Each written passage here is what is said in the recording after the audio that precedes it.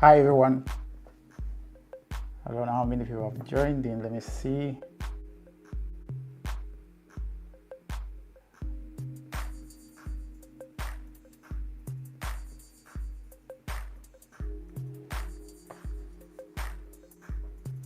I don't know if you can hear me clearly.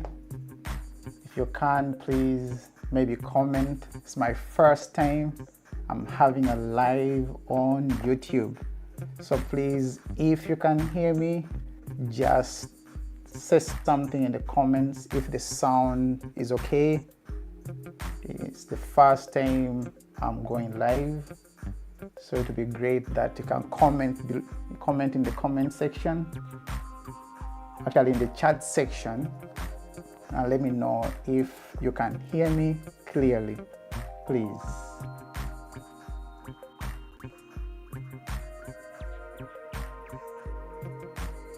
Oh, loud and clear. That's nice.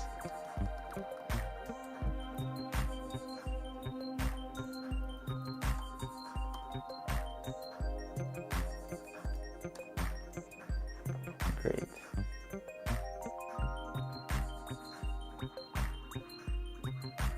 So I welcome those that are watching. I know people are watching. Maybe they've not just started commenting, but a friend of mine, she has told me that you can hear me loud and clear.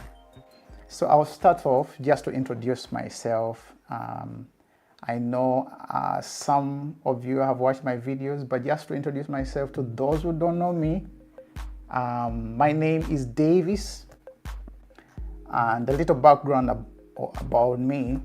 I'm an African, and I'm proud of it.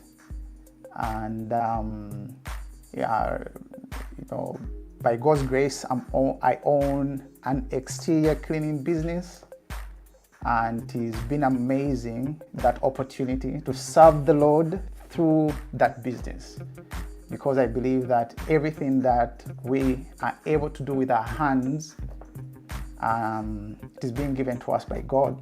God is the one who gives us breath and life, so, and the abilities to be able to do what we do.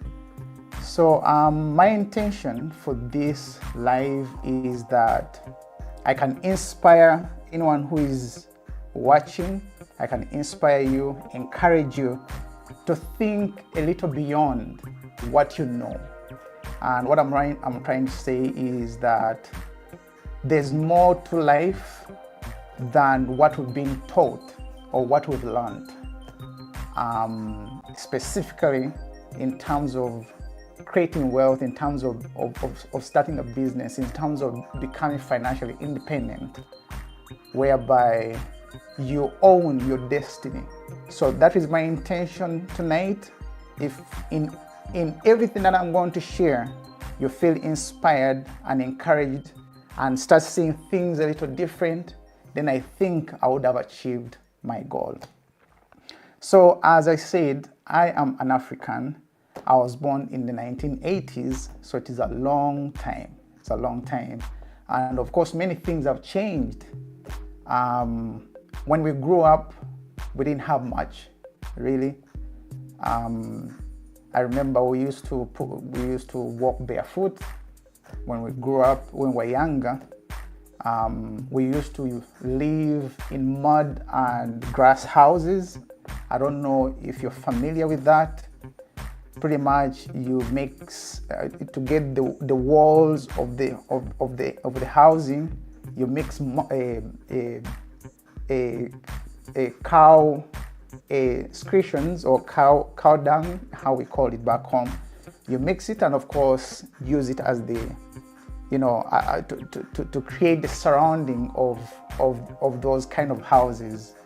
But in all of that, we had a great upbringing, and there are fun memories that I have. But one of the memories, or one of the stories I heard many years ago, is about this lost elephant. And it was, the story goes that there was a bunch or many elephants that were moving from one location to another location, kind of like migrating, and they are looking for grass, looking for water. And in that migration process, one of the babies was left behind. And the story goes that the next day, one of the game rangers, as they were moving in the wild, came across that baby elephant. And of course, it couldn't survive on its own. Actually, it was in danger, because remember, in the wild, you have wild animals, lions, leopards, and all of that. So it was vulnerable. So the story goes that the game ranger, took that baby elephant, took it home, and to protect it, he tied a rope around his foot. And he fed it, and the elephant, of course, grew naturally, and over a period of time became into a massive elephant. In one of those occasions, the game ranger's dog, the one that he usually goes around with it, I hear they had a conversation between the elephant and the dog. And the dog said, "For years, I have seen you in one spot, in one location, like in that same position." And he asked why. The dog's asking the elephant, "Why are you in the same location, position? Like, that's where you have been. I've seen you for years." And the elephant says, "This is all I know. I can't move away from here." And the story goes is that when baby elephant when it was younger, it tried to pull itself, pull the rope. But with those attempts, it gave up. And the dog said, "You know what? When I go out with our master, the game ranger, I see your family, they are massive, they are big, they are strong. They literally can uproot trees. And how come that you can't move away from where you are?" So in that instance, the elephant, I think, was inspired, encouraged. And once it moved just slightly, it was able to uproot I think it was like a peg inside, put inside the ground, and it moved. And this is something that it impacted. When I heard that story, it impacted also the way I think. The scriptures say that the way man thinketh, so is he. And also this way it says that do not be conformed to the patterns of this world, but be transformed by the renewing of your mind. In that way we can know why we were made.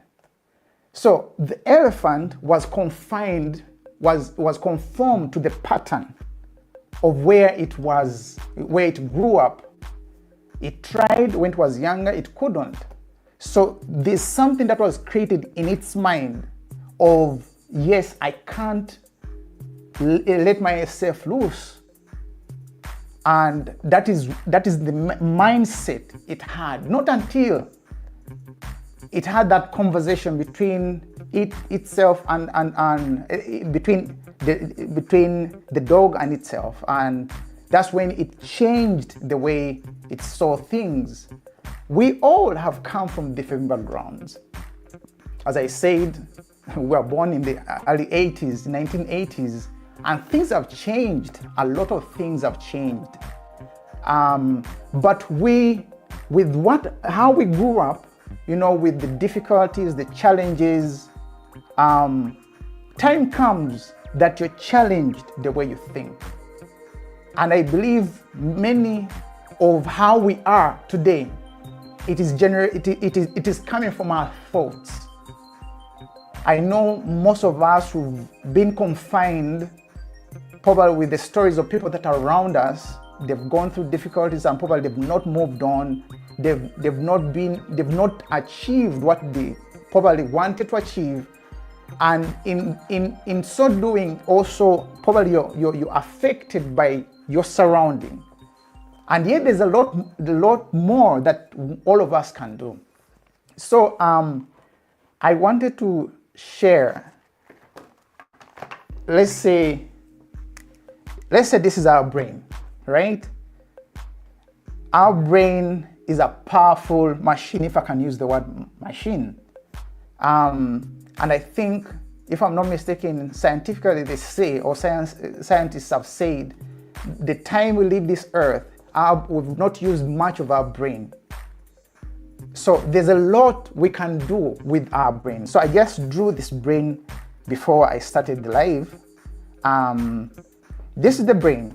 And in the brain, we can have different thoughts, right? Some thoughts are maybe confined to our surrounding, right? And all our decisions are made according to what we've come to know. So in our thoughts, some of us may think, you know what, I've grown in this circumstance or this situation. This is everything that I know. But there's much more if you transform your mindset.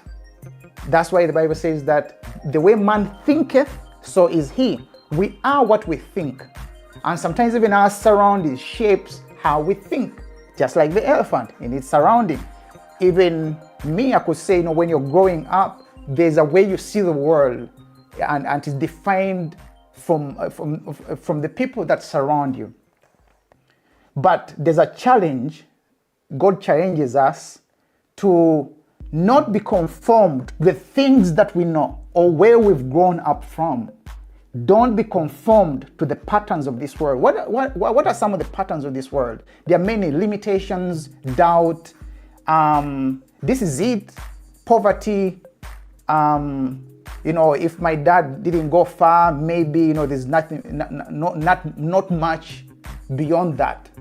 But the scripture goes on and says that be transformed by the renewal of your mind.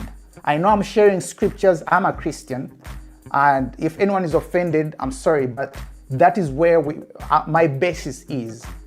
So we need to transform the way we think. If you don't transform the way you think, you'll be confined to the same pattern. You'll be confined to the same person, right?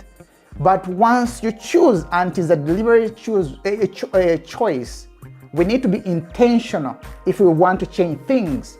There's a saying that goes that if you want different results, start doing things differently, right? We start doing things differently, and it all comes from our thoughts.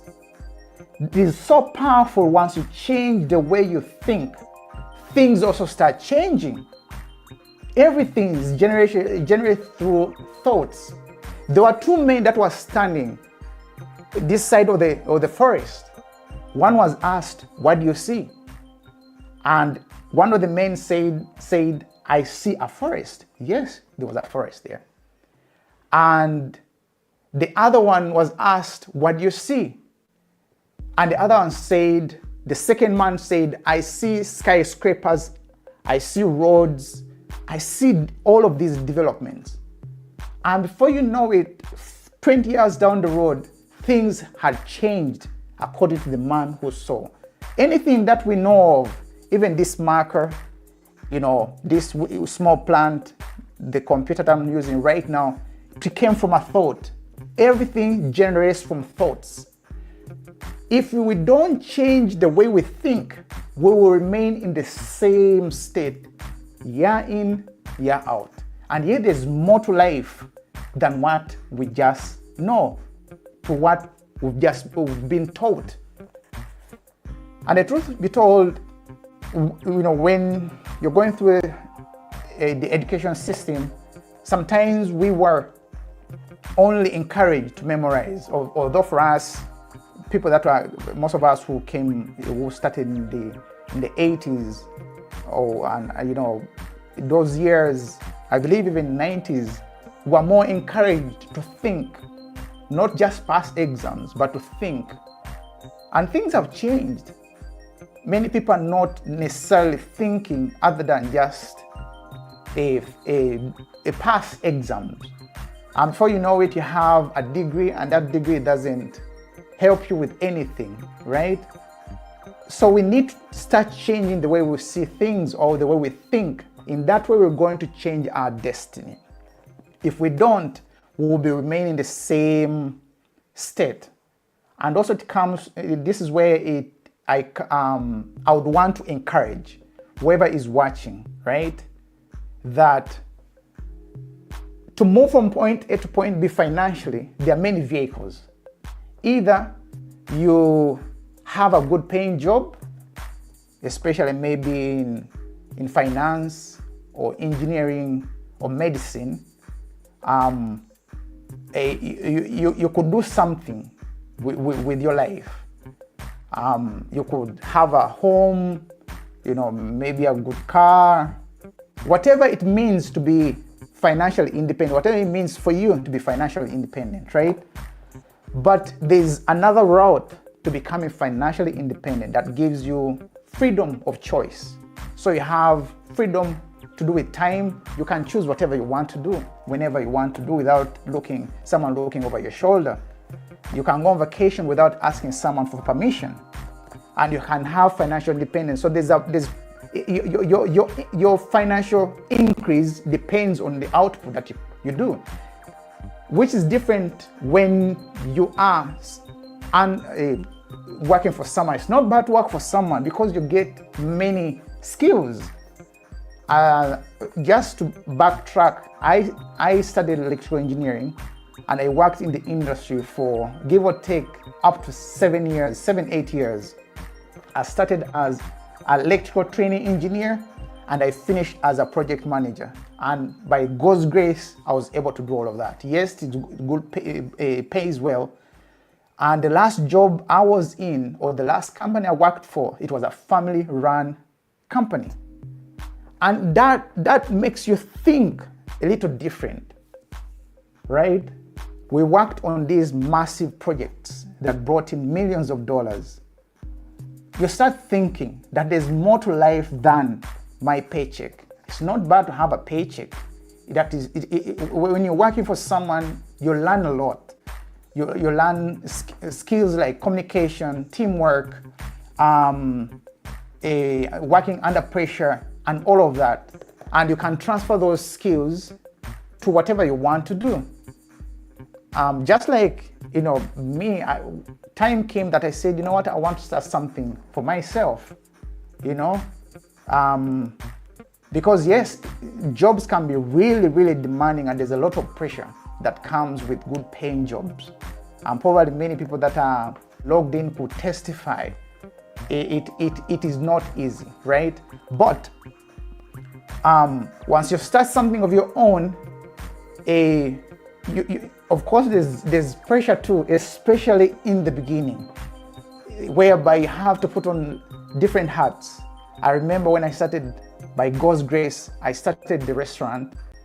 You have to put on many hats. You're the restaurant owner, you're the one who recruits, trains, you come up with menus, you do social media, people have to know what you're all about. You have to do payroll, every week. I think every fortnight we used to pay our team members. Besides that, you have to pay taxes, you have to file taxes. So there's a lot to it, especially in the beginning. But as time goes by, of course, as you grow, you can start delegating some of these roles. But your income increases as you continue growing, as you continue showing up. Of course, we closed the restaurant, but all those skills that I gained from, of course, there are skills that I gained from being a project manager with all the pressure, having 80 plus persons under your authority. You learn a lot. You learn a lot. So those skills, I transferred them to my first business. And of course, for my first business, you learn a lot. And then I transferred it now to the exterior cleaning business that I have right now. So why should you start a business? And where would you start a business? A business is, if I could say in a nutshell, is if you want to have a successful business, you need to identify two things. Either you're fulfilling a need or you're solving a problem. Passion is good. You may be passionate maybe to draw, passionate maybe to play a guitar, but if it is not solving a problem or fulfilling a need, you will struggle. Exterior cleaning is really good, whereby because of the rain, we get dirty driveways, dirty patios, walls, deckings, roofs, and of course, when it is windy, all the dirt ends up in the gutters. So these are, you could see that you're solving a problem because it is slippery sometimes, people can fall down. And also, people love their driveways to look nice, right? And also to protect your roof to stay good for long, or without having to repair it and all of that, you need to keep it clean. So by identifying the need and a problem, we started this business. I would encourage anyone who is watching. I know most of my viewers, you're in your 20s and probably you're looking for ways, how could you become financially independent? Some persons probably you're having challenges where you work, probably you're not appreciated. Leverage that salary, right? You can leverage the salary they give you, save it, and you start something. Anyone who is in their 20s, some even in their 30s, listen to this. If you're not married, and listen carefully, please. If you're not married, this is the best time you could leverage. First thing, don't leave your home. I know sometimes we are pressured once you reach maybe 18 years or you're gone off to university, as if things change, and then probably now you have to get a house and you start these expenses. But the scriptures say, the Bible says, now man will leave his home and will join with his wife and they'll become one flesh. The only time the Bible talks about leaving your home is when you're going to get married. Most times we are pressured, maybe by peer pressure, and then we make decisions to leave our home. But just think about this. If we didn't leave our home, right? Say we didn't leave our home where we grew up, and then as we work, maybe you have a job, and that money, all the members in the family, right?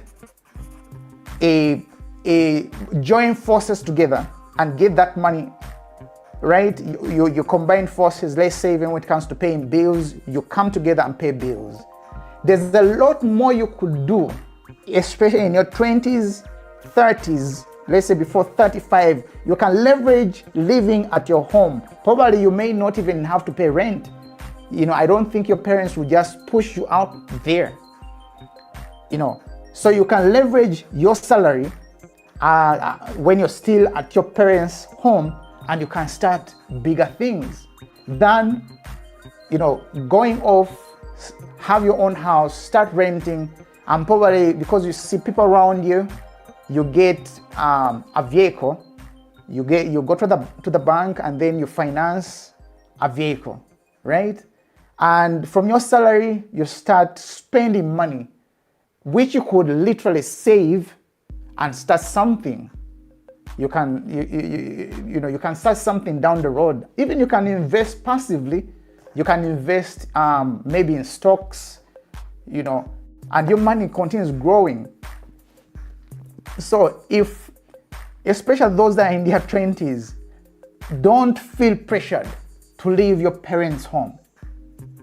Don't feel because your friends are out there also you should do it. Try to leverage every blessing that God has given you, especially if parents are not forcing you to get out of their home. Leverage that and start something for yourself, right?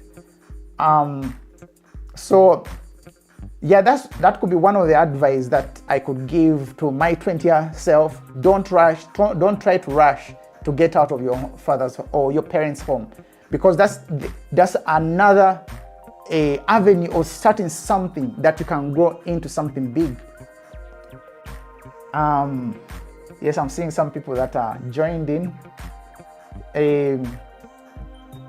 So, as I said, some of the lessons that I learned from my first business, remember we closed it, and that business, the restaurant business, suffered a lot because of the pandemic.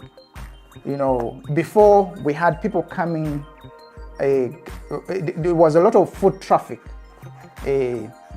coming to our restaurant. But when the curfews and the lockdowns happened, so there's less people that are moving up and down. So you have to find ways to reach that potential customer. Of course, we tried to leverage deliveries and all of that, but sometimes you have to think and say, what, I think it is time to cut my losses and move on.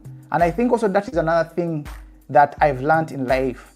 There's a saying that goes that there's a lot that is lost due to indecision than what is lost due to wrong decision. So sometimes we see, we're in a situation, we're a certain situation. Instead of being decisive to say, what, I need to make a decision, I need to move on, you're hanging in there, and because you're fearing you could make a wrong decision. But a lot is lost because of indecision than by making a wrong decision. There's no way you'll know this other side of the coin if you don't try. So we tried with that restaurant, but you need to cut your losses and move on. And I think it was the right decision also to close that restaurant, because there's a lot, if we didn't, probably you start dipping really deep into your finances and affecting whatever you want to build. So sometimes it's really wise to make decisions. So in that moment, probably when you're making such a decision, it doesn't make sense, but you can look back, and sometimes it's okay. Probably you may make a wrong decision, but you can learn from it. That's where wisdom comes from, from experience. So you do something, it can turn out well or wrong, or fail, but you've learned from it. Actually, failure is good, especially in your 20s. Try different things. Of course, weigh your options. What do I need to do? And make that move. And once you make that move, some will succeed, some won't. But there's no way you learn from any school. You'll learn from the things that you learn from your failures. There's a lot we learn from failing, right? There's no one who's going to tell you certain things unless you live such experience. So I will encourage, try your best. I know many people who watch my videos are in between, they're in their 20s and 30s. Try different things. Don't stop trying. Even when I was at college, I used to travel, buy clothing, and then bring it to school, resell it. You try things. Even when I was way younger, in primary, I used to go to a forest, not a forest, some friends' plantations, if I could say. You get mangoes, you bring them in front of your house and you sell. You try things, that creates something. You learn from it. You learn that interaction with people. You learn how to present things, right? You won't learn such things from school. You won't learn such things from school. So be encouraged to try certain things. Like, just imagine in your community where you are, see where you could solve maybe a problem, or where there's a need that you could fulfill.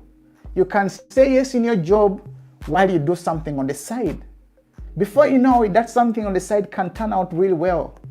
You don't have to leave your job right away, but you can start something and then, dedicate time. Especially, we have a lot of time after work. If you're working 9 to 5, you have those hours before you sleep. You can work on something, even on weekend. Before you know it, there's something that can come out. Many people have started most of us started while we're working, right? And then as your business grows and starts paying you more than where you work, you can make a choice to move on. It will dedicate all your time and effort to building your business. So, I think I spoke about, as I said, it's never too early to start. In your 20s, you can experiment different things.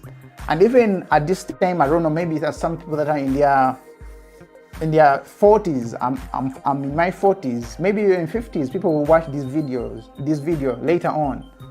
There's no, sometimes we think that as we grow older, as if our time, is running out. But if you sit down and just think about it, just see your surrounding, your community, maybe your district, your province, wherever you live, and you identify a need or you identify a problem, you can create a business from that. Even YouTube, if you're good at YouTube, you can literally, these days, attention is currency. If you can create an audience, talk to people about you, what you do, you'll be impacting someone's life. Someone will be watching. Some of these videos, they'll be watched way long after we've even gone. So you can start something, and then if you bring in that attention, you can monetize that attention. So you can start, and YouTube doesn't have any gatekeepers. As long as you have a phone and you have an internet connection, you can start a YouTube channel.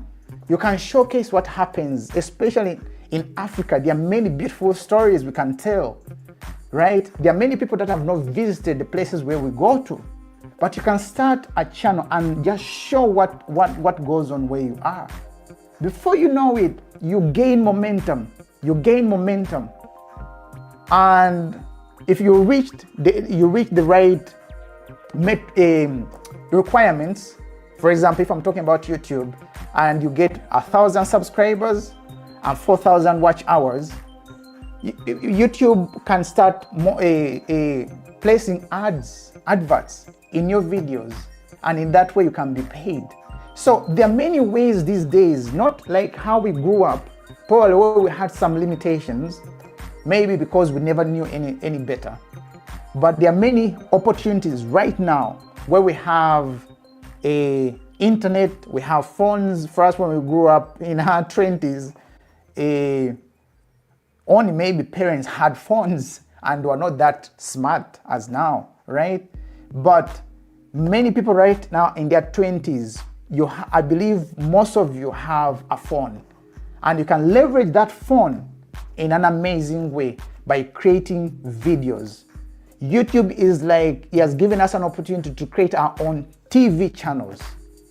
And in your own country, if you've watched TV, the only way they make money is by advertisers placing ads in between different segments.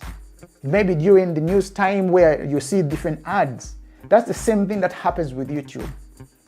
YouTube will place ads in your video, and in that way you're paid because you created it. So there are no limitations really to starting something great. You can leverage that money from your salary. You can even leverage when you put in the time being consistent. You can leverage that and you can start something amazing. As I said, how to pick your first hustle, or service business, it is just identifying where you are. Just let me just think about something. Let's say you're in a village, or and maybe they have challenges with transportation. And most times, yes, there are many challenges when it comes to transportation. What if you get maybe sacrifice from your salary, you get a motorcycle, or get I don't know, a taxi, I don't know. But you start find ways, how could I solve that problem? People have difficulty in transportation. So you come up with a solution. Before you know it, you add another, maybe a motorcycle or a taxi. You've solved a problem, but you're earning from it. Maybe it is, maybe people have challenges getting oil to cook. And these things happen, they still happen. I know they used to when we were growing up, but I believe there are places where people still have challenges to access oil, maize flour, or sugar, and all of those things. You can identify such a need, and then you fulfill it. You leverage your salary, save some of your salary, and then you can start something like that. You buy in bulk, you go in town, wherever you are, maybe the main center, then you get those resources and bring them nearer to people. You start like that, and before you know it, something big can come out of it. But above all, you need to be consistent. Don't start something today and then you jump onto another train tomorrow. You'd start another thing again the other day. If you're not consistent, you can't go anywhere. I started this channel in 2000 and I think it was the beginning of 2021, if I'm not mistaken. And as you know, I started with a phone. I think I have the phone here. I started with my phone, right? If you can go back in my videos on my channel, you will see the quality of videos that I did then, but you stay consistent. That is another thing that differentiates between people that succeed and people that don't. Consistency.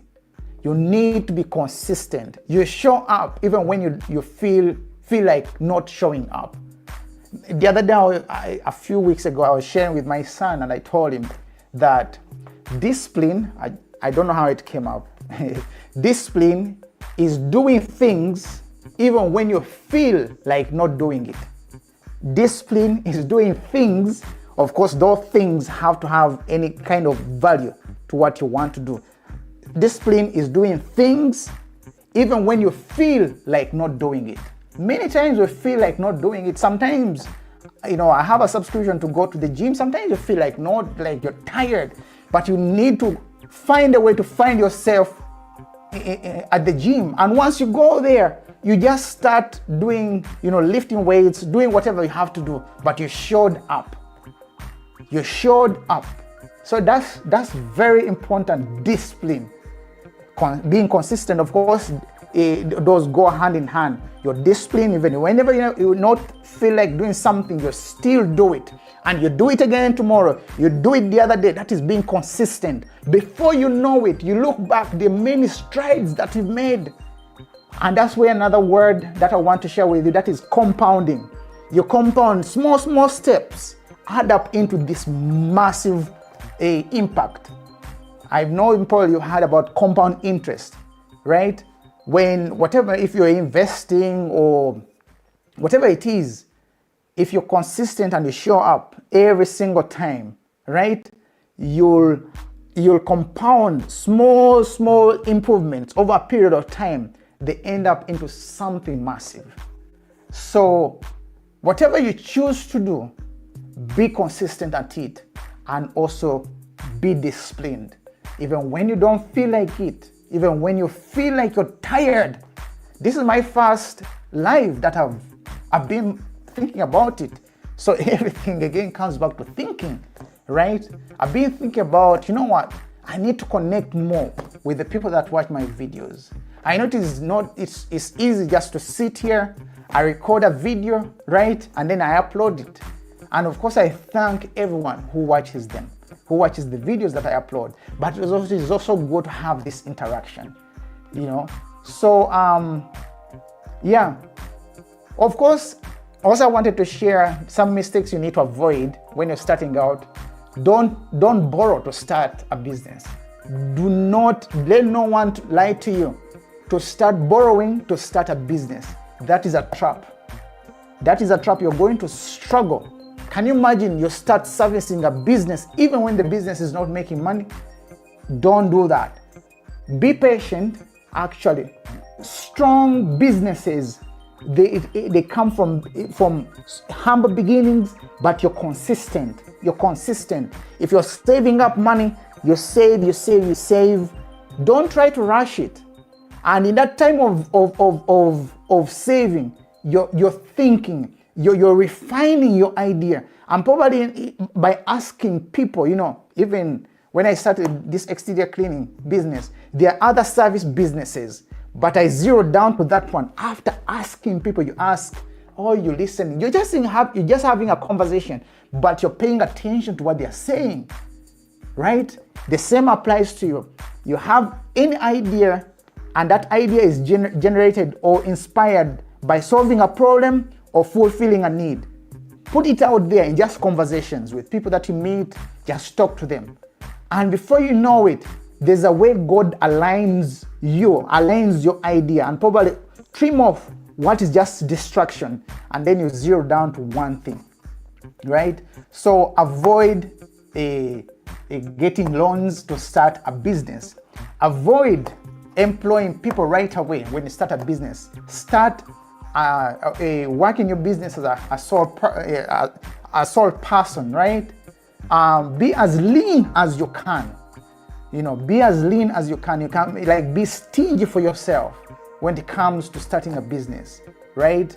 Don't try to show off, you know, buying gadgets and buying this and that. Just sit down, especially when you're saving up money. Identify the things that you really need to start a business, not things that you want. There's a difference between these two. There are things that you really need, and there are things that are just a speculation or things that wouldn't really impact your business. So avoid getting into debt when you're starting a business. Prove your concept. Ask questions. Ask questions, right? Work in your business at first. You yourself, you can know everything, how it works, right? Be lean as you can. That is really utilizing stretching your money, getting value for your money. Don't just stretch yourself in terms of wanting to buy things that don't really impact what you want to do. I think those are some of the things that you need to avoid. And I know there are persons that are in the chat that have businesses. You could also maybe share something. What are some of the mistakes people need to avoid when they are starting their businesses? Because there are many things that look shiny, especially when we're starting businesses. You say, you know what, I'm going to buy this and that. And before you know it, you forgot something that you really needed, right? And it slows you. So it is really important, sit down. Just like the scriptures say that a man who is going to build a house, you need to sit down, imagine what you're going to construct, write down the cost, and then you can go ahead if you have enough. It wouldn't be wise, you start a house, you don't have money to finish it, and people look at your house, it has not been finished, and laugh at you, right? The same applies to a king that is going to war. You need to sit, say, you know what, I have, let's say, I don't know how many men, soldiers. Will I be able to go against another king that has 3 or 5 or 10 times than my soldiers? If not, it is better to go probably and make a treaty with them, right? So it's very important that we sit down, right? During that time that you're brainstorming your idea, sit down and write things that you really need to start a business. And actually, even in some of African countries, there are not many limitations as the first world countries, right? When it comes to starting a business, sometimes you don't even need to register it, all of that. You can just start your own thing and grow it. Maybe when you're starting making this certain amount, maybe that's when you go and register it, because probably you need maybe people along the way, people to invest into your business, and it needs to be legit, right? So if anyone in the chat has any if you own a business, maybe you could share some mistakes that people need to avoid, right, when they're starting their business. Let me see. Also, one thing that I want to touch on is these days it is, for example, when you start a business, just the way when you start a YouTube channel, it is like, just imagine you, let's say your business is, let me say, it is, let's say, blue in the middle of an ocean, a vast ocean, right? You will not know that that business exists. You would not know that, people wouldn't know what you're all about. And yet, if you do document your journey, right, and share it on social media, you can, of course, you can leverage social media these days, whereby you take videos of your beginning, your humble beginnings. Take videos, use your phone, tell people what you're going to do. If you're going to go to town, and I'm giving you an example, if you're going to go to town to pick up some sugar, that is if you're fulfilling a need where people need sugar, or you're going to buy something to bring it back, just document your journey. Let me tell you, there will be people that will be willing to watch your videos because they're interested in their life, right? I take videos when I'm doing my jobs, before I start the job, and when I finish the job. I upload those videos on Instagram. Those who can visit me on Instagram, the same name as the channel, you can see the videos that I upload, right? So yes, document your journey. Document your journey. Every video that you upload, it is like a mustard seed that you put in the ground.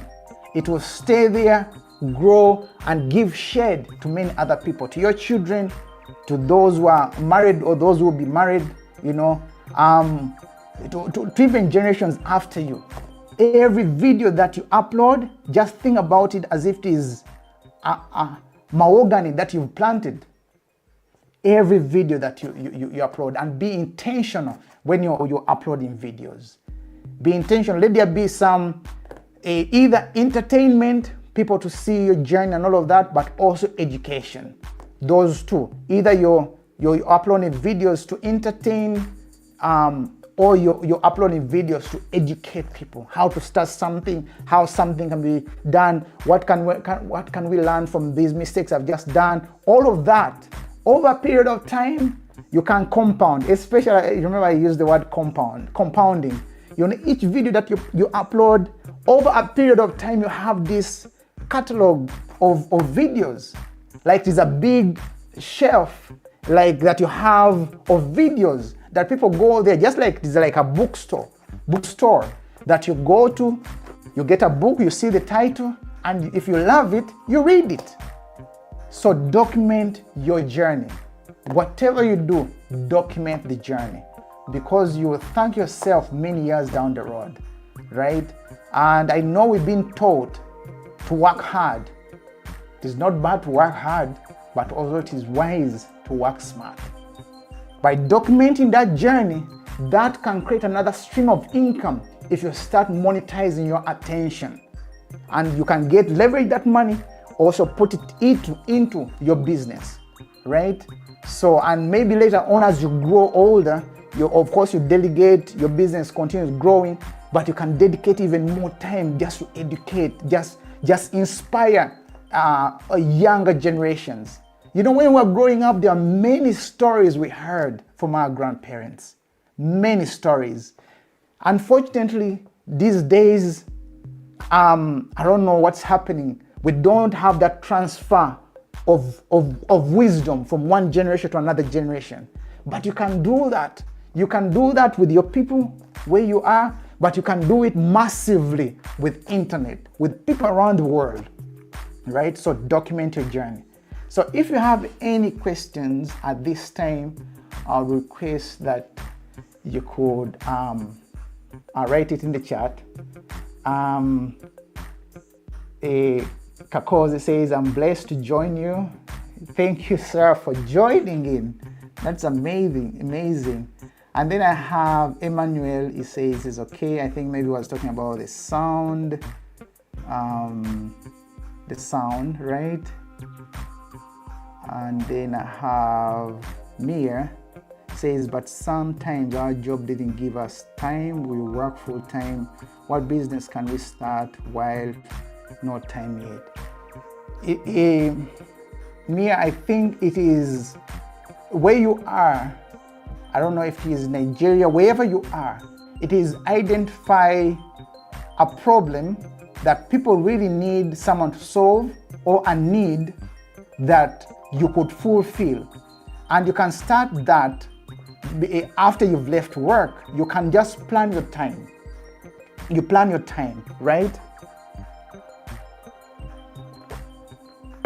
You plan your time, and you see how you can leverage those blocks of free time and start something. You can either do something after you work maybe between 6 to 8 before you go to bed. You can just think about outside the box, and also leverage Saturdays, right, where you can do something, and leverage the salary they gave you. I think it is Dave Ramsey who says that our salary or money, that income, is the greatest wealth building tool. So you need to know how to leverage your salary, not just give it away, maybe in loans of a car loan or a mortgage and all of that. So you need to leverage your salary and do something with it. There are many opportunities. If now you start being intentional, you can by asking questions, talking to people, you can identify something that you could start, which could potentially become a business. So I hope I've answered that question.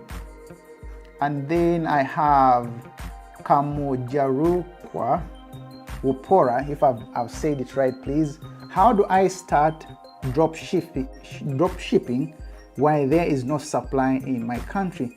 Because paying for suppliers in USD is expensive.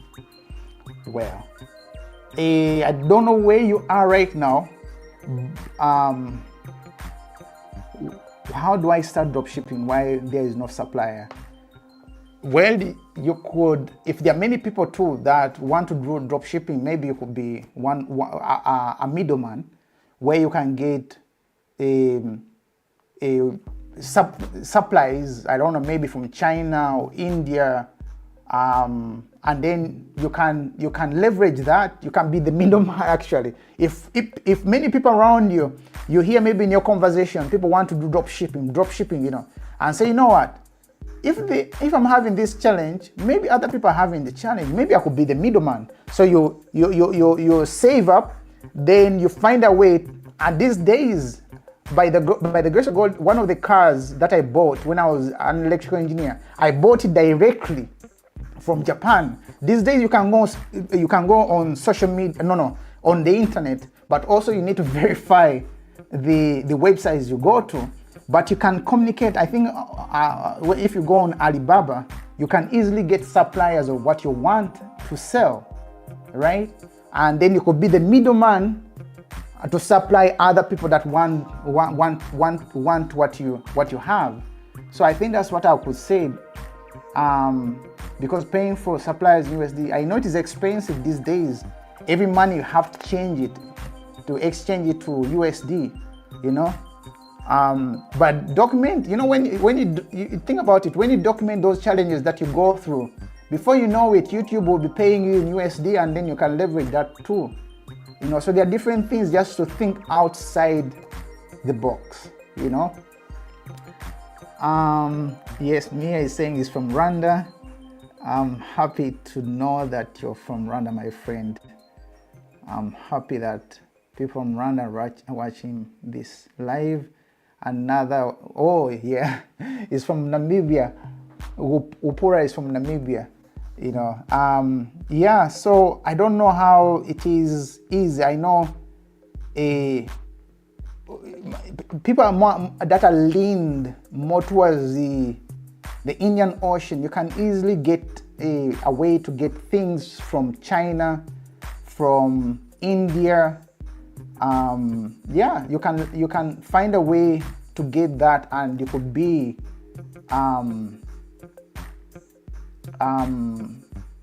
yeah, you could be the middleman, you could be the middleman for other people. So it's just to find a way of doing things. I don't know if anyone else has a question. Very motivating, thank you. I don't know if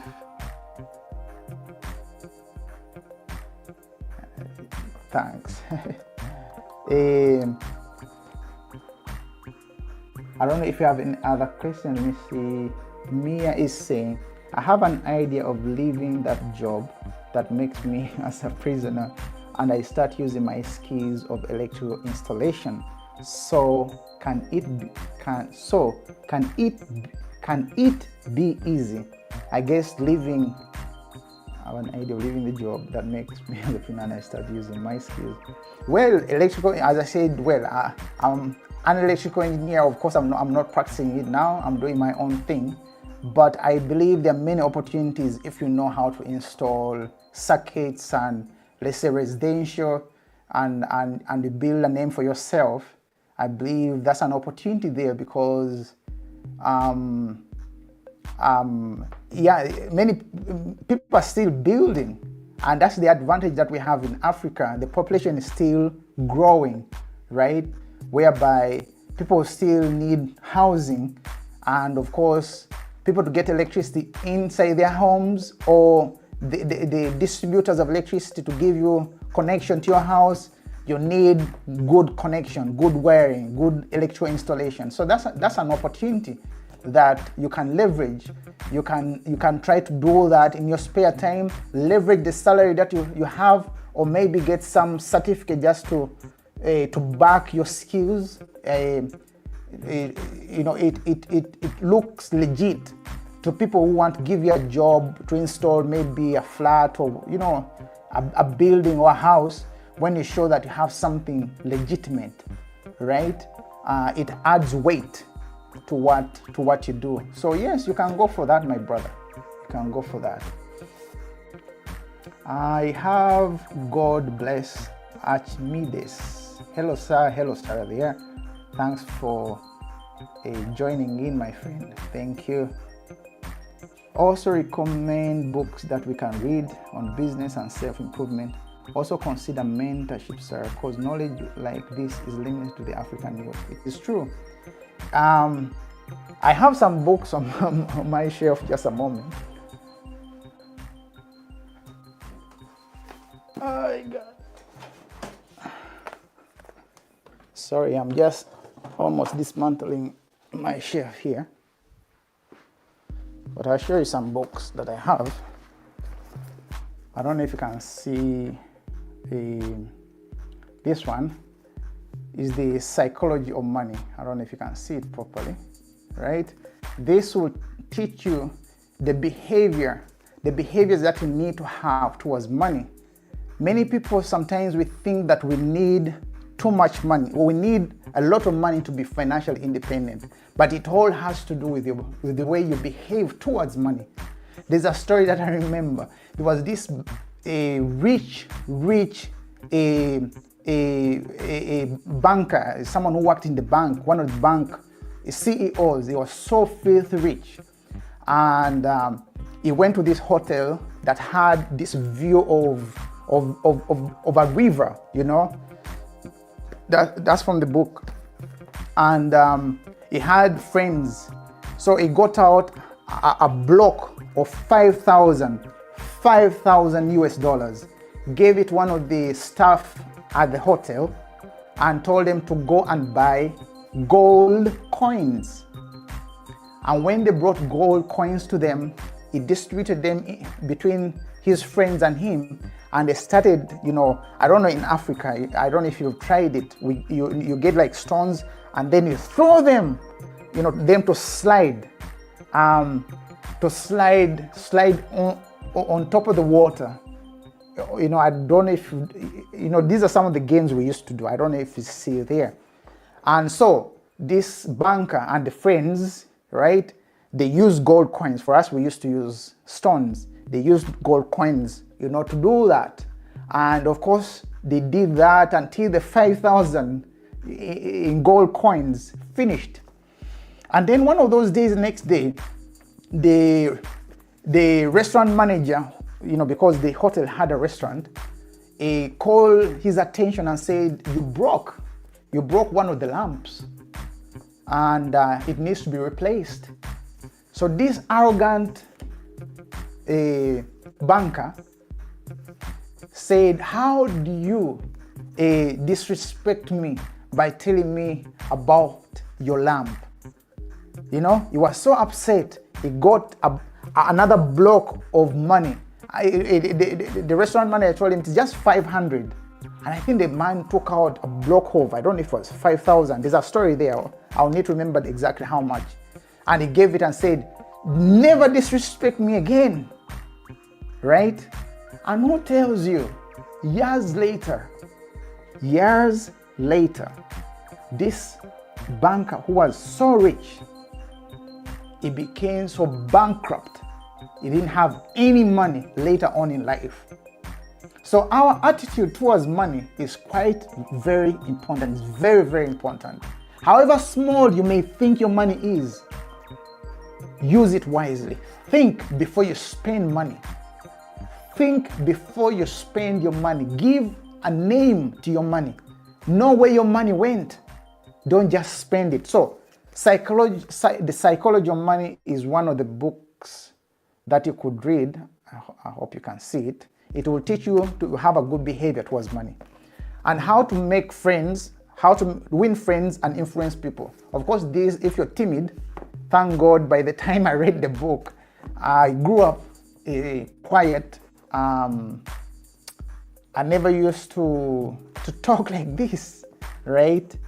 But of course, by being exposed to people from different nations, right, that made me blossom to be able to communicate with different people. But still, this book is really good to be able to know how to communicate to people, to how to win friends, how to treat people that are under you if you're in a position of authority. So yes, it is a good book. It teaches behavior. This is also behavior. You know how to behave towards money. This is for you to help you with people skills, good communication skills, behavior towards people, how to win friends. Sometimes, we have enemies, but how do you even win an enemy? And of course, I have some other books, but I could just select 3 of them. And you have The Diary of a CEO. This is by Stephen Bartlett. I don't know if you've watched Diary of a CEO. It is a podcast. That podcast has grown massively. I remember when it started. I wish I started that time my YouTube channel. But that channel has grown massively. And if you see the revenue they earn, it is amazing. Anyways, Stephen documents different, some of the different stories that he has got from the hosts, right? And one of them is how to fill the 5 buckets of life. And I think I have a video. You can watch one of the videos. I think I explained how to fill the 5 buckets correctly. So you can watch that video on my channel. It will teach you a lot how to prioritize what and what to do when. Because sometimes we may be all over the place and we waste our time and resources without us defining our why to everything that we do. So yes, it's a good book, and yeah, I don't want to say everything that is in the book, but you know, you need to know how to fill the buckets the right way. And Stephen says, of course, the 5 buckets are what you know, that is your knowledge. You need to fill that bucket, you know, what you know, what you read, you know, your surrounding or whatever, what you know. What you can do, your skills, you need to gain skills. I know schools these days, they teach us more to pass exams. But once people even leave university, they can't even do anything with their hands. So learn a skill, maybe plumber, maybe being a plumber, electrician, find something, mechanic. Sometimes, you know, when we're growing up, we look down on mechanics. But let me tell you, even when there's a economic downturn, these people still make money. So there's sometimes the way we've been programmed, if I can use the word programmed, to look down on certain jobs. The only jobs that are good are those jobs where you go to the office, you have this tie on and all of that. But let me tell you, once you have some skills, of course, I'm not saying that when you're working with a tie and you look good at the office, know that you're not gaining certain skills. You can gain people's skills, you can gain negotiation skills, you can gain many skills that you can also utilize, you know. Like a friend of mine, I think she's still connected. She's an accountant, and I know where we come from, but she grew, you know, in ranks and became a manager, you know, of this big corporation. So you can gain those skills, right? You can gain those skills. So what you know, that's the first bucket. What you can do, your skills with your hands, with your mind, who you are, who you know. Your network is also very important. You need to surround yourself with people that inspire you, people that build you, people that push you. You know, there's a saying that goes, if you hang around 5 broke people, ask yourself who is the 6th, you know? So you need to have the right network.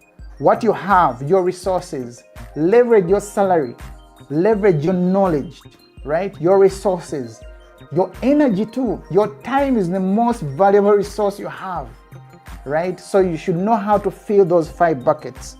And the last bucket is what the world thinks of you. That is your reputation.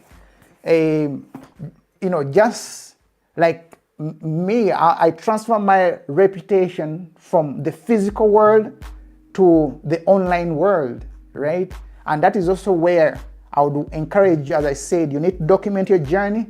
Once you have something that is going, you can easily share it.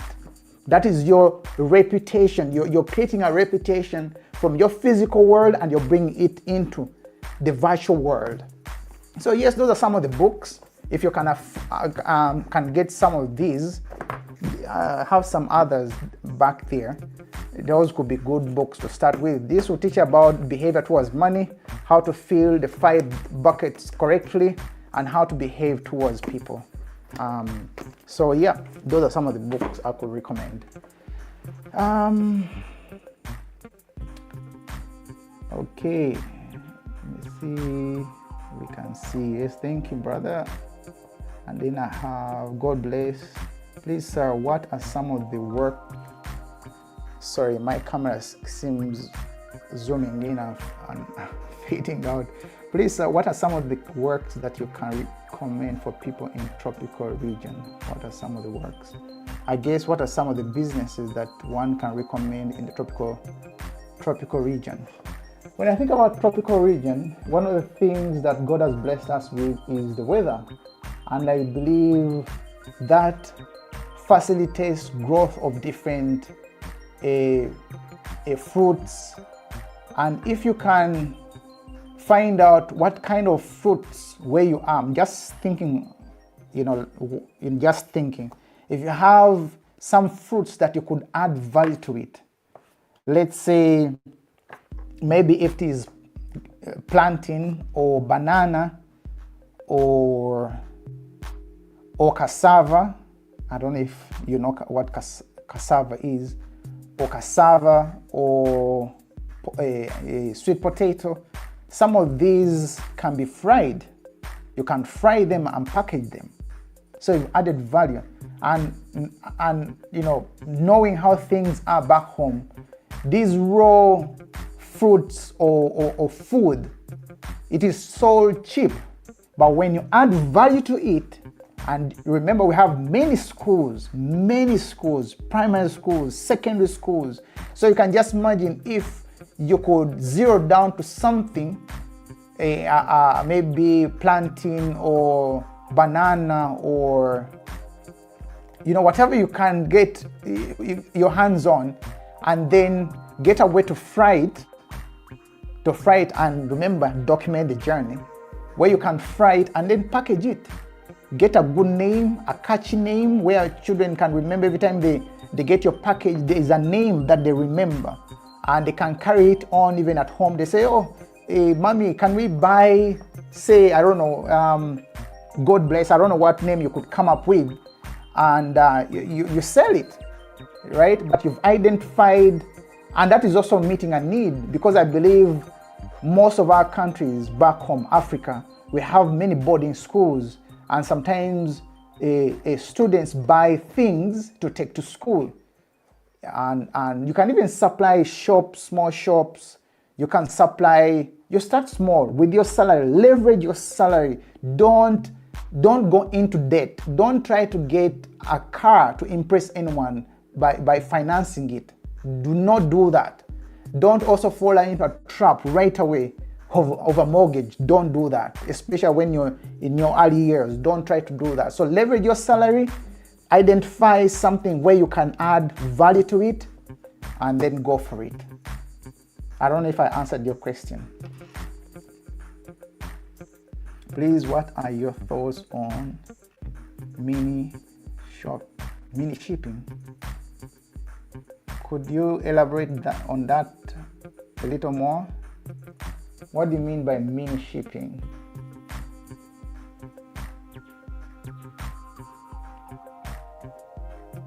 Mini shipping, I'm not sure about that. I don't know if anyone can elaborate on that. So yeah, those are some of the things that you could just come up, an idea of what you could do. You know, I don't want this live to go too long. So if let me know if we can stop here for today, and then we can maybe plan another time, because it is already an hour since we started, and I didn't want to go beyond 30 minutes. So I may have to close it now. Friends, I really thank you so much for joining in. This is our first live, and I plan to have it every Saturday. I plan to have some guests, people that are doing well in the world of finance, to help you with your finances, people that are also have businesses. I will also bring, God willing, couples, just to share with, you know, maybe you're not married, and some are married that are joining, so you can learn how people manage their money as a family. You know, I'll bring my wife, who can talk about how we run things, how we manage time, you know, talk about different things to add value to you viewers. So I thank you so much for joining in, and until next time, stay safe and God bless you.